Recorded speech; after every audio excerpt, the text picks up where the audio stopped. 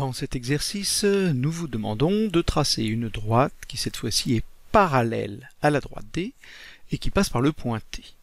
Alors avant de faire ça, je voudrais vous montrer un petit peu le principe de comment on trace des droites parallèles. Pour cela, vous allez avoir besoin de deux outils, l'équerre et la règle. Voici le principe, on a une règle, on prend son équerre et on va positionner son équerre en l'alignant le mieux possible sur sa règle. Quand on va tracer ici une droite le long de l'autre côté de l'angle droit de l'équerre, donc je trace celle-là, ici, je peux traverser la règle avec le logiciel. Si ensuite je déplace en faisant glisser l'équerre le long de la règle, et que je trace à nouveau une droite ici, j'obtiens ainsi deux droites qui sont parallèles. L'explication, nous l'avons dans la leçon. J'ai tracé deux droites perpendiculaires à la même droite, et cette droite c'est la règle. J'ai deux perpendiculaires à la règle. Si on a deux droites perpendiculaires à une même droite, alors elles sont parallèles entre elles. C'est pour cela que ici mes deux droites sont parallèles. C'est donc ce principe qu'on va utiliser pour tracer la parallèle qui est demandée dans l'exercice.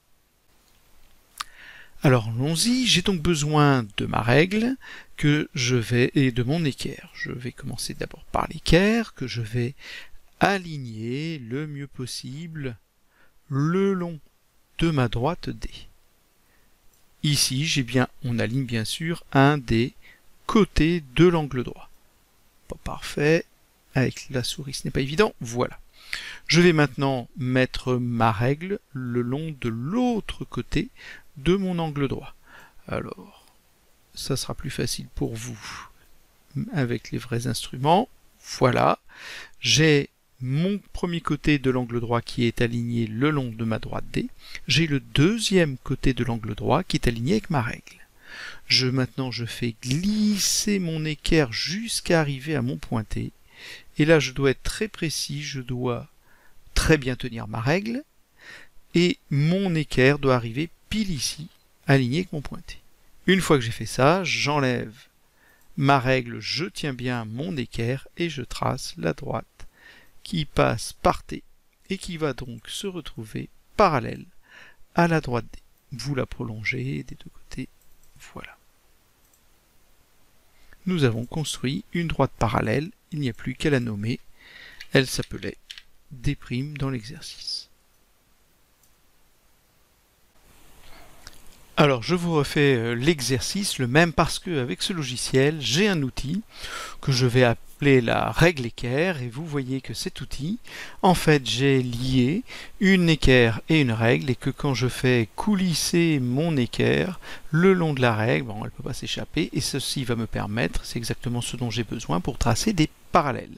Alors je vais l'utiliser, je vais l'agrandir un petit peu, pardon, voilà. Alors, comment faire? Exactement comme je l'ai fait tout à l'heure, je vais aligner mon côté de l'équerre le mieux possible. Là, c'est mal aligné, on s'applique bien. Il faut absolument qu'on ait notre côté de l'angle droit de l'équerre qui soit très bien aligné avec notre droite D. Ensuite, une fois que c'est fait, nous faisons glisser, coulisser notre équerre jusqu'à notre point T et il ne reste plus qu'à tracer.